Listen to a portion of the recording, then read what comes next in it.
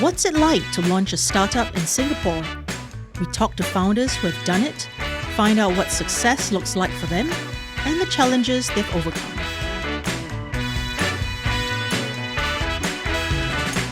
Breastfeeding is actually really hard. If you ask any moms, they will all tell you that it's not a walk in the park. This is Vivian Lee, the CEO of Go Mama. Founded during the COVID-19 pandemic, the company builds lactation pods for mothers to breastfeed or pump on the go. What was it like during Go Mama's early days? Raising money was a very new experience for myself, pitching in front of hundreds of audience and a panel of judges as a first-time founder, trying to drive a first-mover idea in Singapore. Every big decision is tough. It's a huge responsibility because we don't have a lot of resource and reference to fall back on, and we also cannot afford a lot of second chances. So every big decision is tough. What was the breakthrough moment for Go Mama? It was during COVID times when we had a pod design in place, but we couldn't find someone to build our pods. We did a lot of calls, we emailed people, but we're just not getting any response and any help.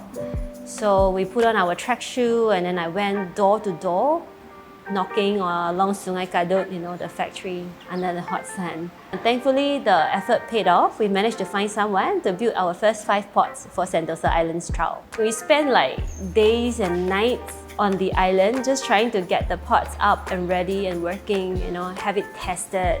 And then when it really went live, that's when, it's the moment that you know that, this is real, it's happening.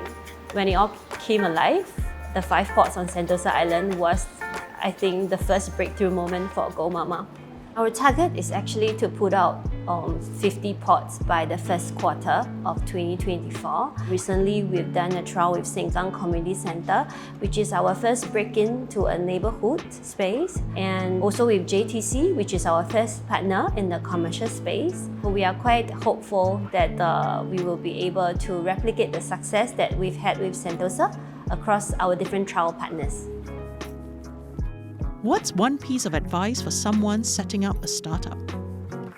I would advise startup to not spend too much time perfecting their version 1 product, whichever it may be, because founders usually would be very fixated on their idea and then try to perfect their first version of product and end up finding out that it's not really what the market wants. So don't spend too much time perfecting your version 1. Put it out there, let the market decide, and then allocate the resources to perfect it.